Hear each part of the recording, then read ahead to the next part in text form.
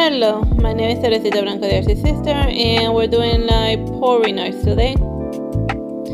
Like this one, and I'm doing it like on paper because I just find like I ran out of like wooden canvases and regular canvases, and I figured that this is a heavy enough paper to handle the pouring paints. So like as far as like pouring paints are concerned, you just like add a little bit of medium in order to thin out the acrylic so that it acquires a more of a fluid type of motion. And like I have a lot of brownish looking paint, but it looks more like bronze.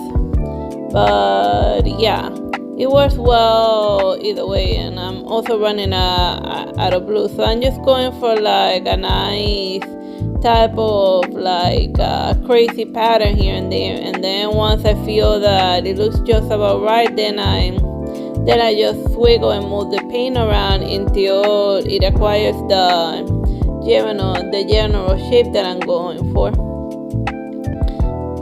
Oh yeah, and of course we gotta like add some nice red color. Like red just jazz it up everything, but I use only like a little bit because I'm running out of like red paint. Well, I'm running out of most paints in general, but you know, I like wanna finish using up all of my old pouring paints before bothering to get any new supplies and stuff, cause like I'm just weirdly cheap like that. I'm just really cheap like that. I don't like to throw away anything that's still usable and stuff.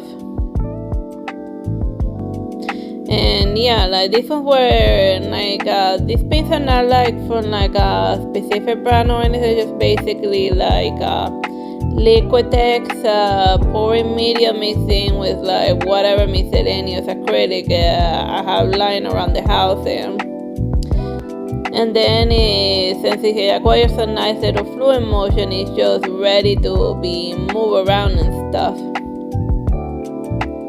But with like pouring paints, for the most part, it has a lot of chaos to it.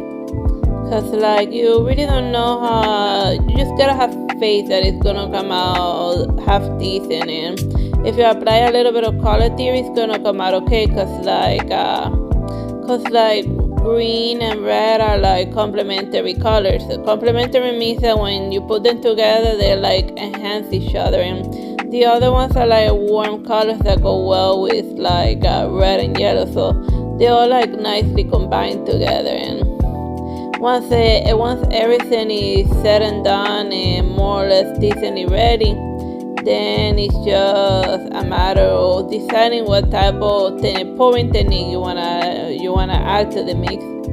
And of course, you always gotta add, if everything fails, if you feel uncertain about the final design, just add a little bit of Barbie pink. Everything looks better with Barbie pink.